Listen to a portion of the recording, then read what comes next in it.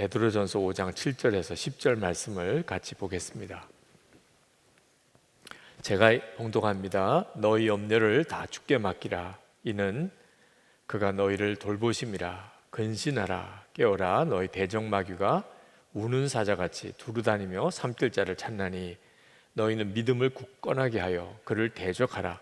이는 세상에 있는 너희 형제들도 동일한 고난을 당하는 줄 알미라. 모든 은혜의 하나님 곧 그리스도 예수 안에서 너희를 부르사 자기의 영원한 영광에 들어가게 하신 이가 잠깐 고난을 당한 너희를 친히 온전하게 하시며 굳건하게 하시며 강하게 하시며 털을 견고하게 하시리라. 아멘.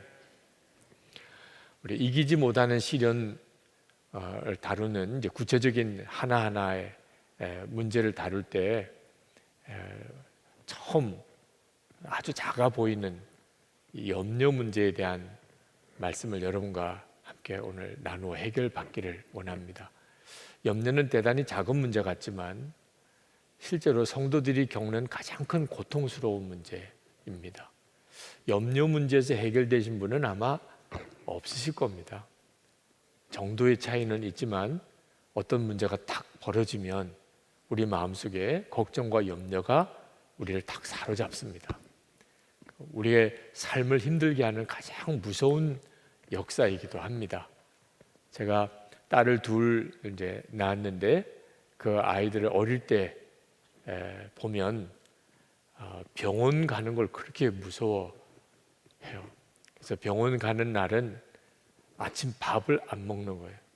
병원 간다고 생각하니까 아침에 안 먹어지는 모양이에요. 그래서 병원에 한 번은 데려갔는데 의사 선생님이 이렇게 진찰을 하시고는 오늘은 주사를 안 맞아도 되겠다. 아이가 뭐 얼굴이 얼마나 그렇게 환하게 펴지는지, 주사를 안 맞는 게 저렇게 좋은가? 어른이 되고 나면 주사를 맞고 안 맞고가 뭐가 그렇게 큰 문제입니까? 물론 뭐 주사 맞는 것 자체가 즐거울 사람은 없지만 그러나 따끔하게 한 대 맞으면 끝나는 거죠, 그죠? 그래서 열이 좀 내리고 염증도 가라앉으면 훨씬 좋지요. 여러분 중에는 좀 몸이 안 좋으면 병원에 가서 수액 주사를 일부러 놓아달라고 하는 분들도 있잖아요. 어른이 되고 나니까 주사 같은 건 뭐 그렇게 문제가 안 되죠, 그죠? 병원 가는 것 때문에 그것 때문에 막 밥이 안 먹힐 정도가 되는 분 있습니까? 나중에 기도받고 가시기 바랍니다. 정말 어른은 그런 마음 없잖아요. 근데 어린 아이들은 그게 그렇게 중요한 문제 같아요. 그래서 장난삼아 오늘 좀 병원 데려가야 되겠다. 그러면 그 아이는 그냥 하루 종일 그 문제 때문에 스트레스를 받는 거예요. 어린 애만 그런 게 아닙니다. 주사 같은 문제는 뭐 나이가 들면 이제는 아무것도 아니구나라고 싶어도 어른이 된 우리들도 무슨 문제가 하나 탁 생기고 나면 밤잠을 자지 못하고 걱정하고 염려하는 것은 어린애랑 똑같습니다. 경제적인 문제가 큰 어려움이 닥치면, 또는 건강의 질병의 문제로 어려운 문제가 오면, 또는 집안의 가족들 사이에, 또는 일가 친척 부모님과의 관계에 무슨 관계의 어려움이 생기면, 그러면 걱정과 염려가 우리를 사로잡죠. 그죠? 뭐 누가 말 한마디 좀 안 좋은 말 하면, 나를 바라보는 눈이 조금 안 좋아 보이면 그것 때문에 며칠을 잠을 못 자는 게 우리잖아요. 우리가 살다 보면 늘 겪게 되는 이 염려, 걱정. 그런데 성경은 그렇게 염려하는 문제에 대해서 대단히 심각하게 말씀하고 있다는 겁니다. 오늘은 먼저 이 염려 문제에 대한 성경이 말하는 이 심각성을 우리가 일단은 깨달아야 된다는 것을 여러분들과 함께 나누기를 원합니다. 왜 우리가 계속 염려 문제에 시달리냐면 염려가 그렇게 심각한 문제인 줄 잘 모르는 겁니다. 누구나 다 살다 보면 다 염려하는 거지 뭐. 어려우니까 염려가 되는 거지 뭐. 그렇게 생각을 하는 거예요. 염려가 얼마나 영적으로 무서운 일인지를 정확히 알지 못하니까 염려를 떨쳐버리지를 않는 겁니다. 성경에 보면 마태복음 6장 25절에서 목숨을 위하여 무엇을 먹을까, 무엇을 마실까, 몸을 위하여 무엇을 입을까 염려하지 마라. 27절에 너희 중에 누가 염려함으로 그 키를 한 자라도 더할 수 있느냐. 예수님께서 계속 염려하지 말라는 말씀을 하세요. 염려를 해도 뭐 괜찮은 거라면 주님이 그렇게 말씀하실 리가 없잖아요. 오늘 여러분 중에 또는 이 방송으로 생방송으로 집회에 참여하시는 분 중에 마음에 염려하는 것이 있다면 그걸 주님 앞에 내어놓으셔야 합니다.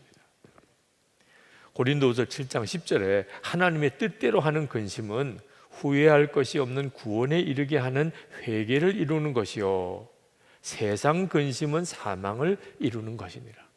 하나님이 우리를 근심케 하는 문제가 있습니다. 우리가 보혈 찬송을 부르고 기도할 때 우리가 지은 죄를 주님의 보혈로 씻어주시기를 하나님의 뜻대로 하는 근심이죠. 죄가 있는 것은 하나님 앞에 회개하고 해결받아야 된다. 그런 근심은 우리를 하나님께서 온전히 구원케 하시기 위해서 하시는 역사이지만 세상 근심은 그 사람을 사망에 이르게 만든다는 거예요. 그러니까 우리 속에 있는 근심이 하나님의 뜻대로 하는 근심인지 아니면 이게 세상 근심인지 정확한 분별을 해야 합니다. 염려는 하나님과의 관계에 치명적인 문제를 일으킵니다. 왜냐하면 하나님을 안 믿는다는 고백이기 때문에 그렇습니다.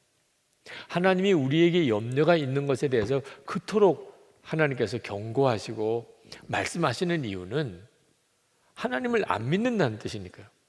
그러니까 여러분이 마음에 근심하고 염려가 있다는 것은 나는 하나님 안 믿어요 이렇게 말하는 거랑 똑같습니다.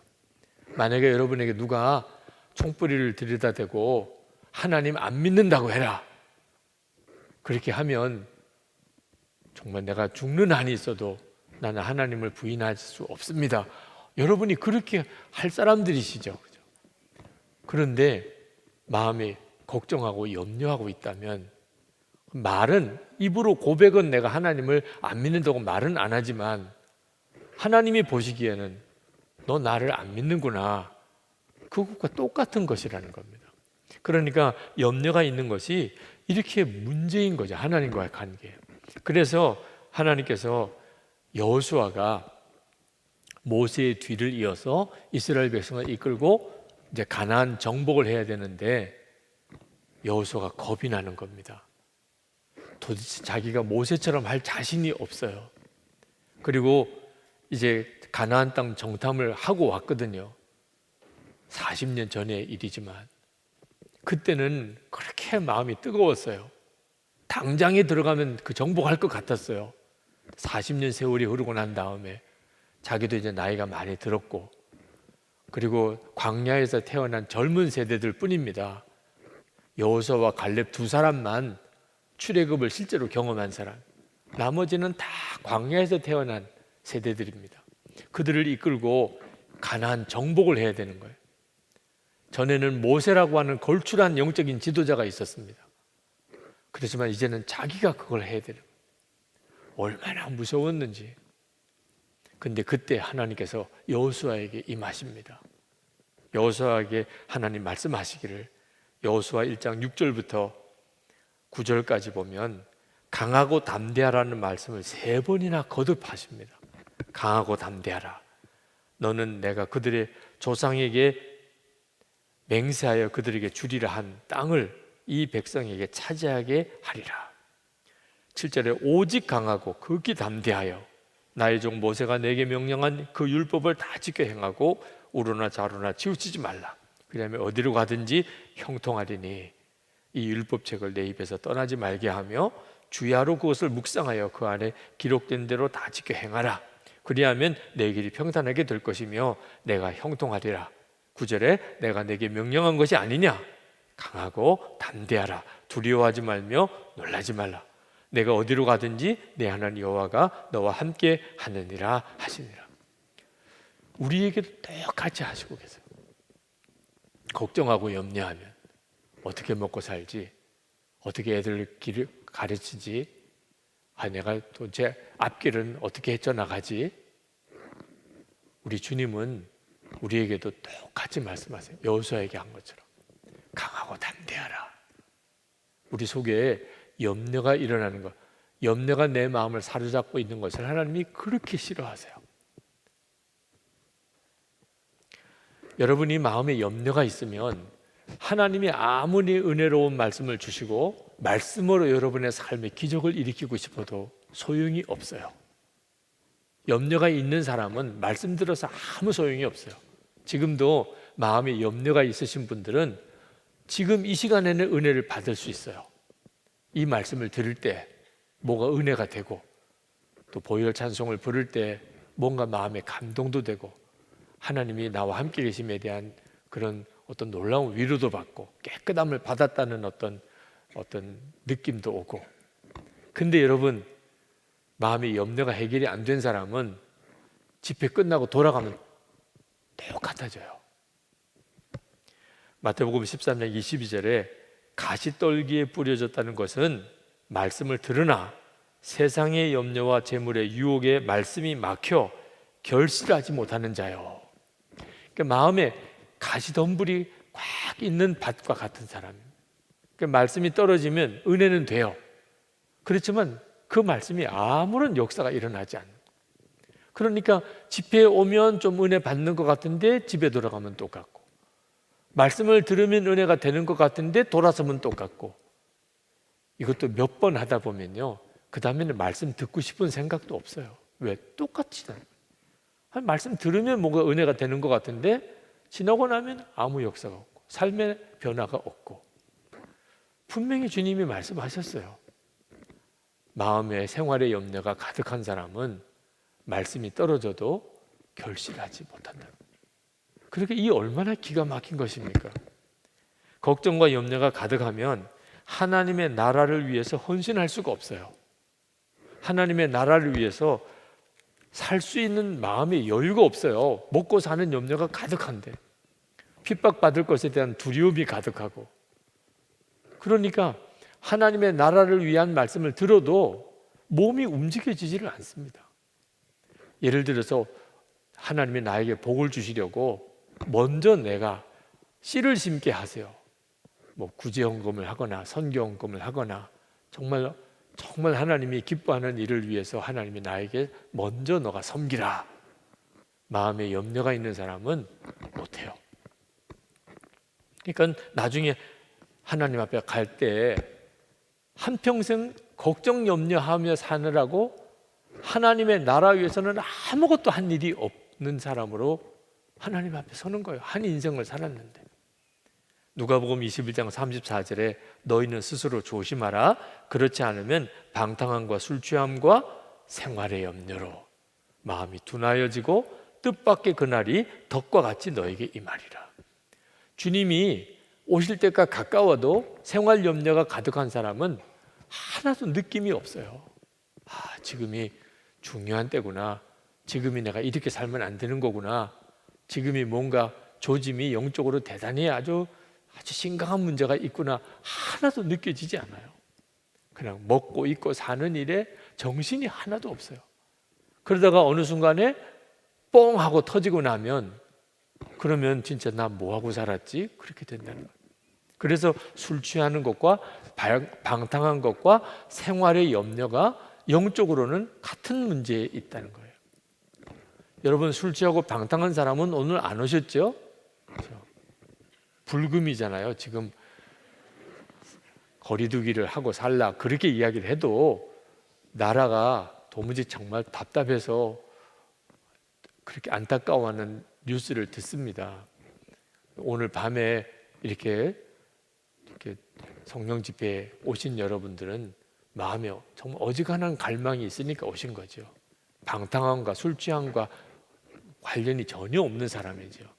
그러나 한 가지 다시 점검해 봐야 될 게 있는데, 생활에 염려가 있는 사람은 영적으로는 똑같은 상태에 있다는 겁니다.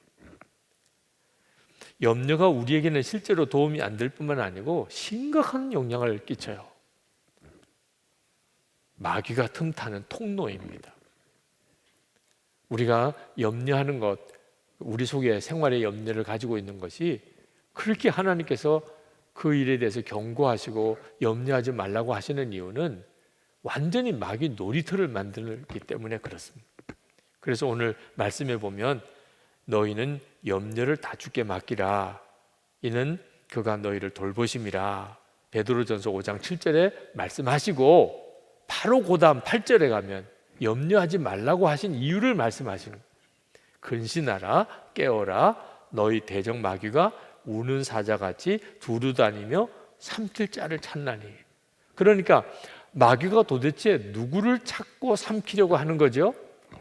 염려가 있는 사람이에요. 마음에 염려가 가득한 사람이 마귀 밥이라는 겁니다. 그러니까 여러분이 마음에 걱정과 염려를 가지고 있으면 그건 마귀에게 초청장을 보내는 거나 오세요 이렇게 제발 좀 오세요. 그게 좀 기가 막힌 거죠. 그러니까 염려한다는 것은 정말 심각한 문제구나 하는 사실을 여러분이 알아야 합니다. 무릇 지킬 만한 것보다 더욱 내 마음을 지키라. 이유는 우리의 마음이 주님이 거하시는 곳이고 그리고 마음에서 주님을 만나고 우리의 삶 전체를 뒤집어 놓는 역사가 내 마음에서 시작이 돼요. 예수님이 우리 마음에 오셨거든요. 그런데 마귀가 마음을 먼저 점령해 버린 거예요. 뭐로? 생활 염려로, 걱정과 근심으로 내 마음을 먼저 사로잡아 버려요. 우리의 마음이요 얼마나 작은지. 그래서 두 마음도 품기가 어려워요. 만약에 내가 주 예수님을 진짜 마음에 주님의 마음을 품으면 걱정과 염려는 들어올 틈이 없고, 내가 세상 걱정과 근심을 마음에 품으면 주님 바라볼 수 있는 여지가 없어지게 돼요. 그러니까 염려한다는 것은 정말 심각한 문제죠. 이걸 모르기 때문에 많은 성도들이 마음에 염려와 걱정이 있는 것을 그냥 내버려 두는 거예요. 그게 뭐 큰 죄예요? 뭐 내가 무슨 누구를 사기쳤어요? 누구를 폭행을 했어요? 내가 무슨 간음을 저질렀어요? 그냥 좀 걱정이 있는 거예요. 염려를 가지고 있는 거예요. 그렇게 생각이 드니까 걱정과 염려를 심각한 문제로 생각하지 않는 겁니다. 만약에 여러분이 몸에 암이 있다는 사실이 드러났다면 여러분 어떻게 반응하시겠어요? 여러분 스스로도 얼마나 정말 난감합니까? 암이래. 그리고 가족들에게, 주변에 있는 사람에게, 목사님에게, 기도해 주시는 분에게 알려서 기도해 주세요.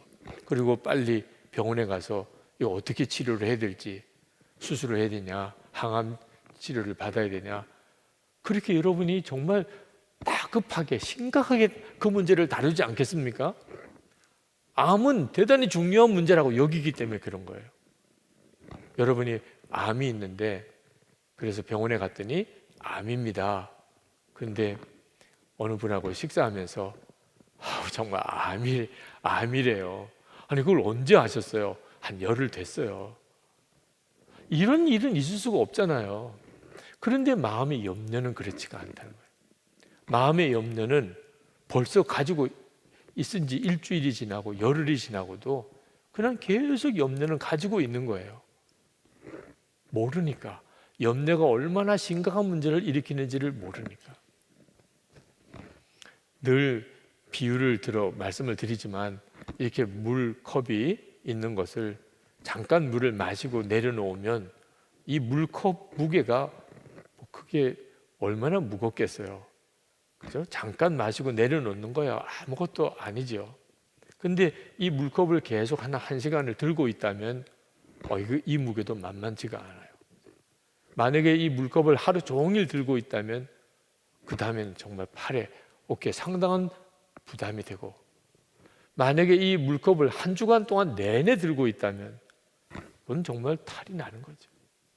염려는 그 자체가 아무것도 아닌 것 같지만 그것을 계속 품고 있는 것. 예를 들면 밤잠을 못 자요. 밤에 잠이 안 와요. 여러분 다 그런 경험이 있으실 겁니다. 어떤 일이 딱 염려가 되니까. 그러니까 밥맛도 없고, 그리고 밤에 잠도 제대로 못 자겠고. 그럴 때 여러분, 문제보다도 내가 그 일로 인해서 염려를 가지고 있다는 것이 더 크다 하는 사실을 깨달아야 되는 거예요. 실제로 어려운 일보다 내가 그 일로 인해서 염려하고 있다는 게 훨씬 크다, 심각한 문제다. 그 점을 여러분이 분명하게 인식을 해야 하는 겁니다.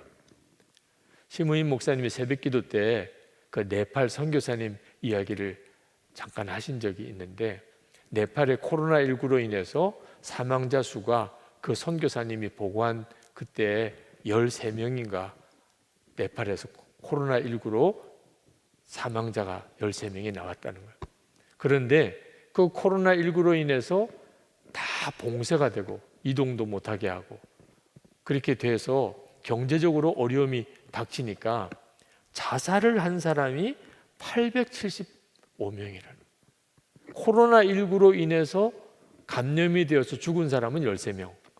근데 코로나19로 인해서 경제적인 어려움이 닥치니까 그것 때문에 자살, 스스로 목숨을 끊은 사람 875명. 이게 염려가 가지고 있는 문제예요. 실제로 그 어려움보다도 그것으로 인한 염려가 우리를 도망치는 거죠. 선한목자교회 목회를 하다 보면 염려할 일들이 굉장히 많습니다. 선한목자교회 담임자가 되어 보면 이제 뭐 교회 안에서 일어나는 일, 교우들이 일어나는 문제, 우리 목사님들 또 우리 교회 있는 모든 직원들, 뭐 교회 안에서 일어나고 있는 여러 가지 처리해야 될 문제, 또 교육관 건축 문제, 뭐 관련된 일이 엄청나게 많아요. 그러니까 이런 문제들 속에 염려거리는 얼마나 많겠어요. 저에게 있어서 이건 대단히 심각한 문제죠. 만약에 염려를 제가 끌어안기 시작하면 아마 저는 다른 어떤 문제보다도 염려로 인해서 먼저 무너지게 될 겁니다. 여러분 안에 혹시 지금 있는 어떤 염려가 벌써 이게 한 달도 가고 두 달도 가고 밤에 깊은 잠을 자지 못하게 하고 식욕을 잃어버리게 하고, 만약에 그렇게 여러분 속에 역사하고 있다면 오늘 주여 제가 이 염려를 해결하기 원합니다. 여러분은 참 놀라운 믿음을 가지고 있습니다. 하나님은 살아계시고 하나님은 사랑의 하나님이시고 하나님은 나의 아버지시고 예수님은 나 위해 십자가에 죽으셨고 지금도 성령으로 주님은 내 안에 거하시고 나와 동행하시고, 여러분 이게 얼마나 엄청난 믿음이에요. 그런데 동시에 염려는 가지고 있어요. 그걸 믿는다면서 하나님이 살아계시고 그분이 나의 아버지가 되시고 나를 사랑하시고 예수님은 나 위해 죽으시고 그 주님이 나와 함께 계시고 나와 동행하시고 계시다. 이걸 분명히 믿으면서도 동시에 내가 지금 살면서 부딪히는 경제적인 문제, 건강의 문제, 관계 문제, 그로 인한 염려를 계속 끌어안고 있어요. 이건 말이 안 되는 거구나. 내가 진짜 뭐가 심각하게 속고 있는 거구나. 이것부터 해결을 해야 되는 거구나. 하나님, 어떤 어려운 일이 생겼어요. 이 문제보다 그것 때문에 무너지는 게 아니라니까요. 성도는 어려운 문제가 있어서 무너지는 게 아닙니다. 재정 문제, 건강 문제, 뭐 관계 문제, 실직의 문제, 무슨 자녀들의 문제, 그래서 무너지는 게 아니고 믿음이 바로 서지 못해서 무너지는 거예요. 염려로 일단 마음이 먼저 꺾어지니까 하나님이 도와주고 싶어도 해결이 안 되는 거예요. 말씀을 주셔도 받아들여지지가 않는 겁니다. 내 마음속에 염려가 있으면. 그래서 주님이 베드로 사도가 우리에게 답을 주신 것이 염려를 주님께 맡기라고 하는 거예요. 주님께 맡겨. 여러분 중에는 맡겨줘야 맡기죠, 이런 분도 있을 수 있을 거예요. 예수를 믿었는데 그렇다고 해서 염려가 맡겨지지 않으면 그것도 현실적인 문제잖아요. 근데 생각을 조금 바꾸실 필요가 있는 게, 맡겨지니까 맡기라고 했을 거 아니겠어요? 그죠? 안 맡겨지는데 염려를 주께 맡겨버리라 하셨겠습니까? 그러니까 먼저 믿음으로 먼저 취해야 돼요. 아, 맡겨지는 거구나. 주께 내 염려를 주께 맡겨버리라.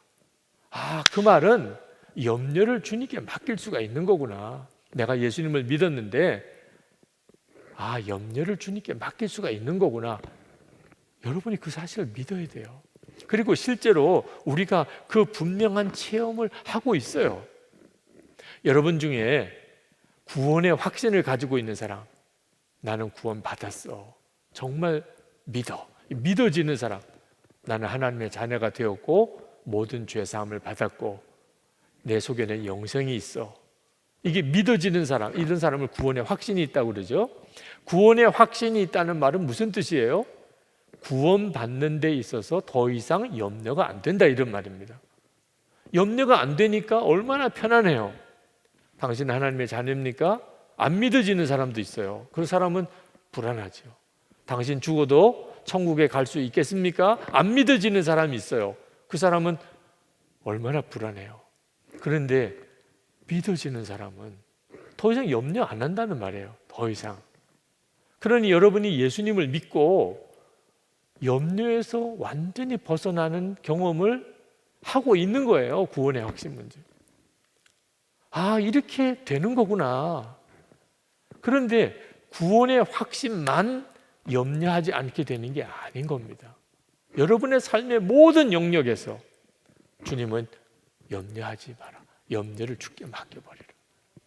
그러니까 아, 이것도 되는 거구나. 여러분이 확신해야 돼요. 어느 전도사님 그 세미나 때 갔더니 이제 개인적인 질문을 하시는 분이 계셨는데, 제가 이제 목회를 시작을 하는데 앞으로 이제 목사도 돼야 되고 나도 정말 목회를 잘할 수 있을지 마음에 여러 가지 걱정이 됩니다.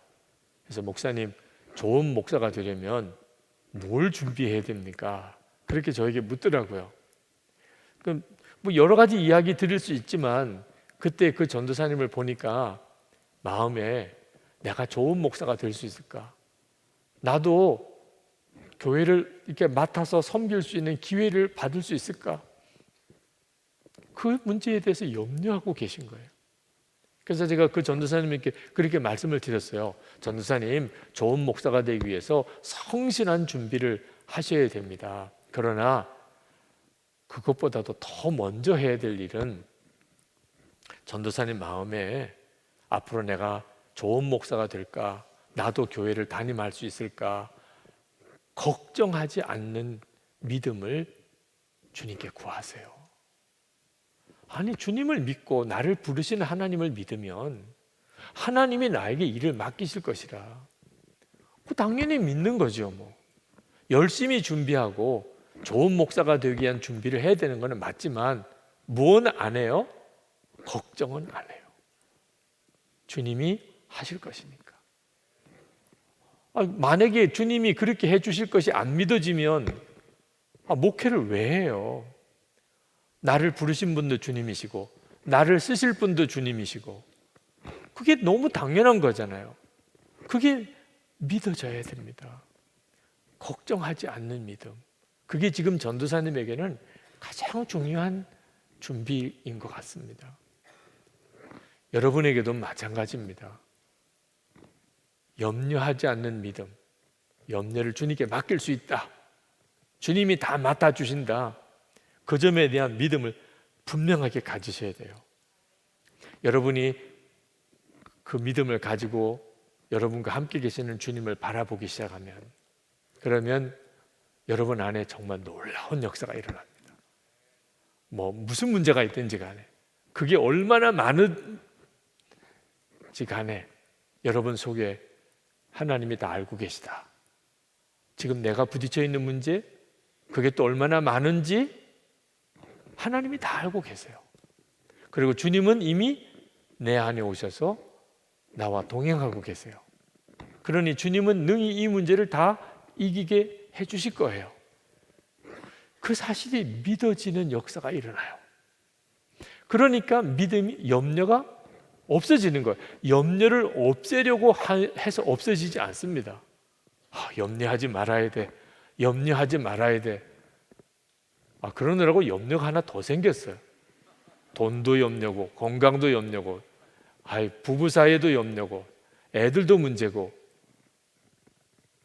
그렇게 염려하는 또 그 염려가 또 문제고. 이건 정말 딜레마죠. 염려는 어떻게 없어지나? 염려는 내 마음의 생각이 염려 쪽에 가득 채워지지 않고 내 마음의 생각이 오직 주님으로만 가득할 때 없어지는 거예요. 우리는 두 가지가 내 마음속에 가득 찰 수가 없어요. 염려로 가득 차든지 주님으로 가득 차든지. 암 환자이신 분을 위해서 기도할 때 그렇게 부탁을 드렸어요. 얼굴이 그냥 흑빛이에요. 10년 만에 암이 재발이 되셨어요. 아주 젊은 집사님이신데, 그러니 얼굴이 흑빛이 될 만도 하죠. 근데 그 집사님 이야기 듣고 참 마음이 안타까웠어요. 하나님 앞에 지난 10년 동안 계속 회개하며 살았다. 내가 왜 이런 병이 걸렸을까? 내가 죄가 많아서 그랬나 봐. 그래서 하나님 회개하고 그렇게 살았대요. 제가 보니까 건강한 사람도 그렇게 10년을 살면 암이 걸리겠더라고요.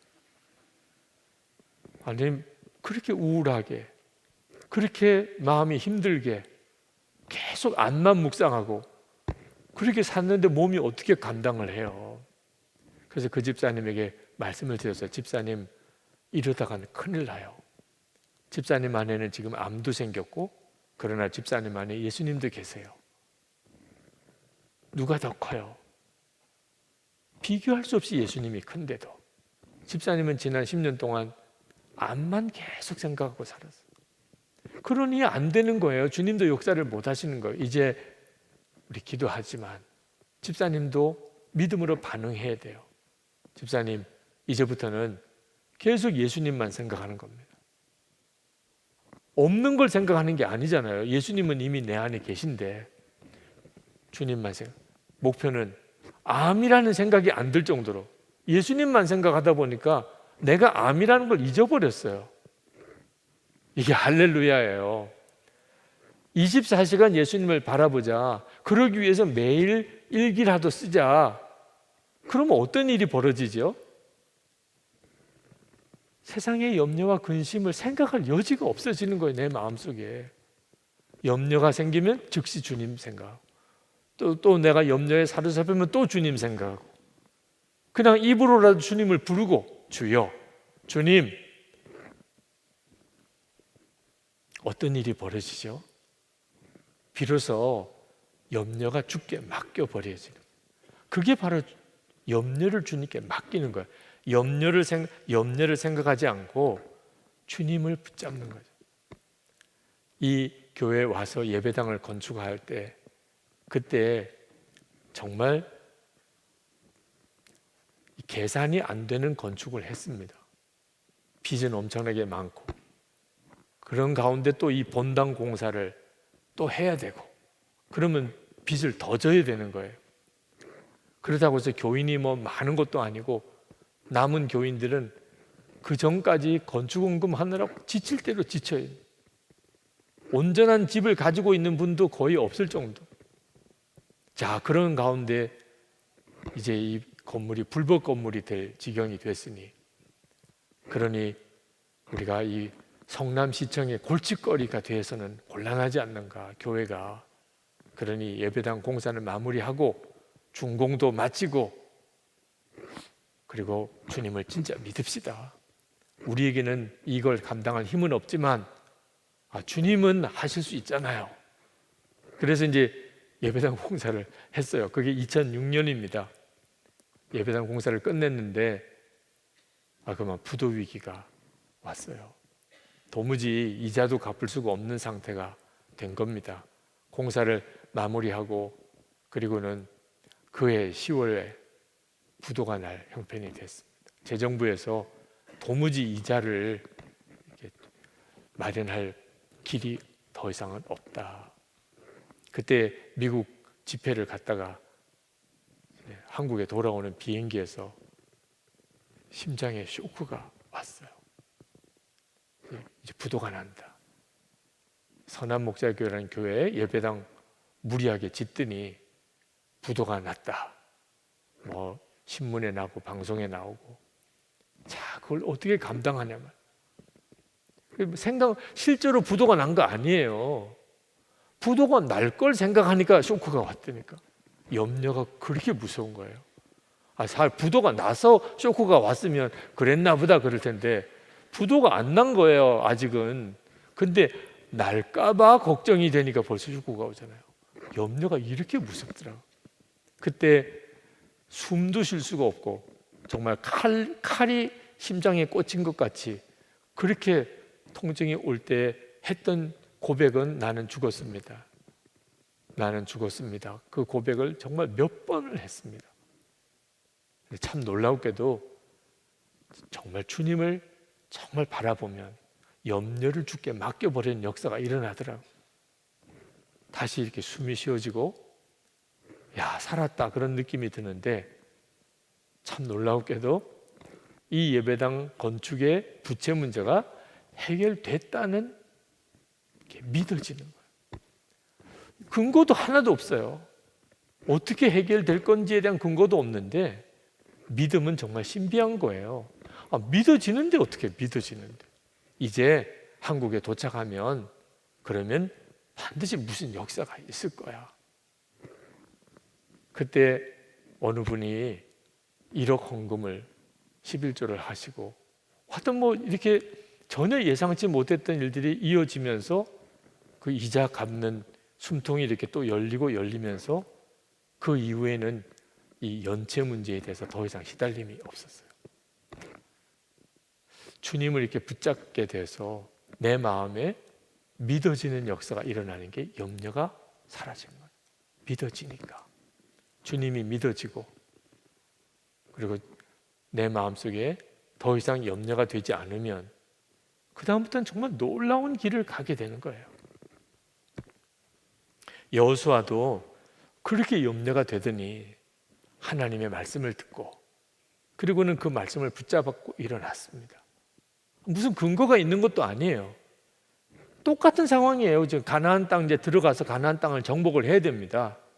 하나 달라진 게 있다면 하나님의 말씀을 받은 겁니다. 그리고는 사람이 완전히 달라져 버렸어요.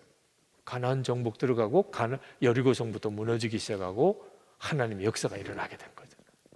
이 일이 지금 이 시간에 여러분에게 있어야 하는 거예요. 주님은 이제 여러분 각자에게 그 일을 하십니다. 절대로 걱정하고 염려해서 문제가 해결되지 않습니다. 한양에 있는 어느 교회 목사님이 예배당 건축을 참 정말 기도하며 그 교회 교인들의 갈망과 소원이었는데 주민들이 너무너무 반대를 하는 거예요. 뭐 경상도 쪽 지역의 분위기가 그런 어려움이 있지요. 그러니 예배당 건축을 너무 진행을 할 수가 없는 상황이 됐는데, 기도 중에 하나님께서 너 걱정하지 마. 너 그 주민들의 반대에 대해서 너 그것 때문에 너무 속상해하지 마. 그럼 주님이 그렇게 응답을 주시면 어떻게 해야 돼요? 걱정 안 하는 거죠. 주민들이 짓지 말라고 하면 짓지 않겠습니다. 뭐 가로막으면 그냥 우리 안 하겠습니다 하는 거죠. 그것 때문에 속상할 것도 없고 그것 때문에 막 염려할 것도 없어요. 주님이 응답하셨으니까. 그런데 참 놀랍게도 더 좋은 곳에 대지가 마련이 된 거예요. 그 정말 짓고 싶었던 거기는 주민들의 반대로 못했는데 훨씬 더 넓고 좋은 곳에 갑자기 땅이 생겨서 거기다 예배당을 짓게 된 거예요.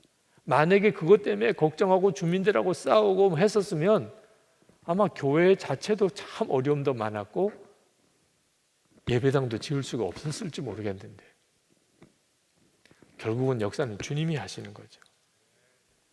병 고침을 받는 것도 마찬가지예요.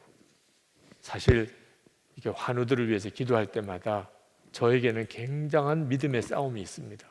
제가 무슨 죽은 사람, 병든 사람 고칠 수 있는 능력이 제게 있겠어요? 실제로 몸이 아파서 기도받기를 원하는 분을 만나면 제가 무슨 방법으로 그 사람을 치유할 수 있겠어요? 그때 필요한 게 믿음이거든요. 걱정하는 게 아니고 믿음이란 말입니다. 그런데 믿음이 생겨야 이게 믿음이 되는 거죠. 근데 하나님이 저에게 깨우쳐 주신 것이 믿을 수 있는 확실한 근거가 하나 있어요. 뭐냐면 주님이 함께 계시잖아요. 주님이 함께 계신 거 하나는 분명히 믿을 수 있잖아요. 여기에 환자가 있습니다. 저는 기도 요청을 받았어요. 그런데 주님이 같이 계세요. 저는 그 환자의 병이 고침을 받을 것이라는 믿음은 없어요. 어떤 경우는 기적적으로 고침을 받을 수도 있고 어떤 경우는 안 고쳐질 수도 있는 거죠. 그렇지만 한 가지 분명한 거는 주님이 함께 계신 거예요. 제 안에 분명히 계시고 그 환우에게도 있어요. 그러면 충분하지요.